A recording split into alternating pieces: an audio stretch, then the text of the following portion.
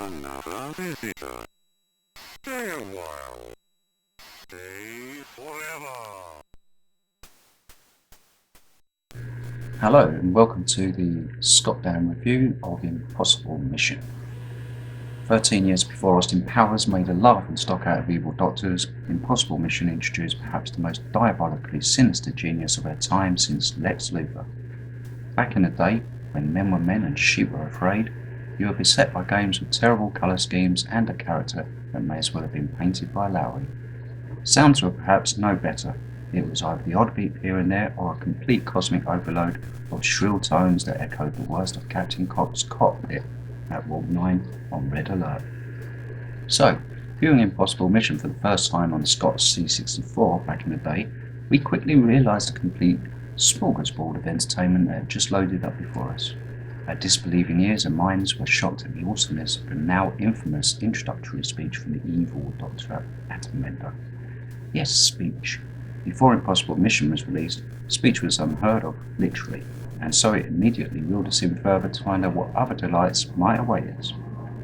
After a little elevator ride, we were astonished at how fantastically well animated our protagonist was.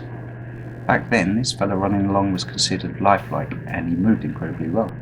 His goal was to pick up puzzle pieces from all sorts of room elements such as a filing system, bed, sweep machine, nay, even a toilet, etc., and place the pieces of said puzzle into the correct order through a specially designed graphical interface. Within this area, he can flip or turn the puzzle pieces around to get them into the correct position. There's also a timer to let you know how much time has been running before the game ends, which is added to by 10 minutes every time you die, and if you're anything like me, then this will be a very regular occurrence.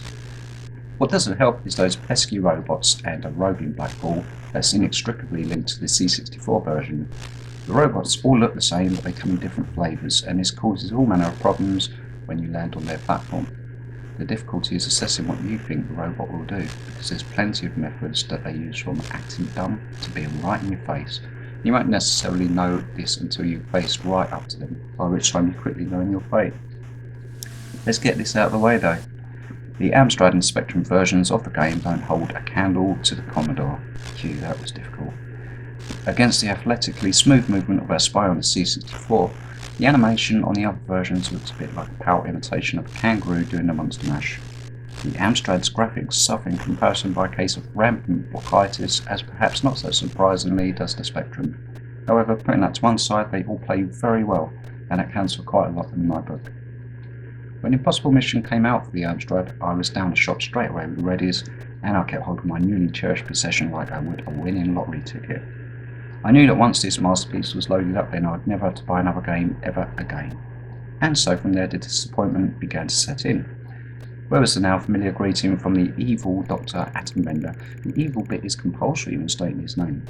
And why was my spy wearing a custard-coloured shirt?